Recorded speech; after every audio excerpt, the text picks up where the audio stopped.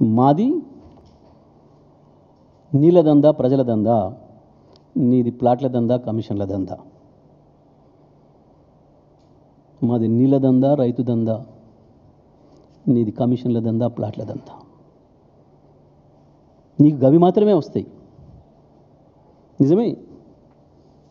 మా వాళ్ళు ఫోన్లు చేసి, సార్ ఇది వచ్చి గమ్మత్తుగా మాట్లాడిపోయిండు. అప్పుడు ఎందుకంటే మన ఊర్లల్లో వీధి భాగవతాలు చెప్పేటప్పుడు రామాయణాలు, మహాభారతాలు మా ప్రాంతంలో ప్రజలకు చూపించడం బాగా అలవాటు.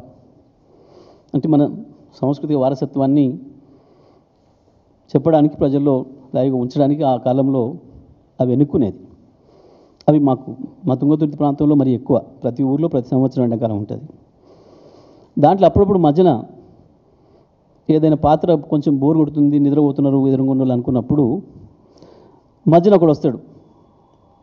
కొన్ని ప్రాంతాల్లో బుడ్రకాన్ అంటారు, కొన్ని ప్రాంతాల్లో బాఫూన్ అంటారు, జోకర్ అంటారు. అందులో రాజు పాత్ర రాజుది ఉంటుంది, మంత్రి పాత్ర మంత్రిది ఉంటుంది, సైనికుడి పాత్ర సైనికుడు ఉంటుంది, మధ్యన ఈ పాత్ర వస్తుంది.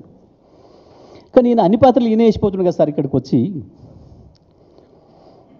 రాజు పాత్ర ఈయనదే ఉంది, మంత్రి పాత్ర ఈయనదే ఉంది, బుడ్రకాన్ పాత్ర ఈయనదే ఉంది, గట్లా ఉన్నాయి ఈయన మాటలు అని చెప్తున్నారు నాకు ఫోన్ చేసి ప్రజలు అక్కడి నుంచి.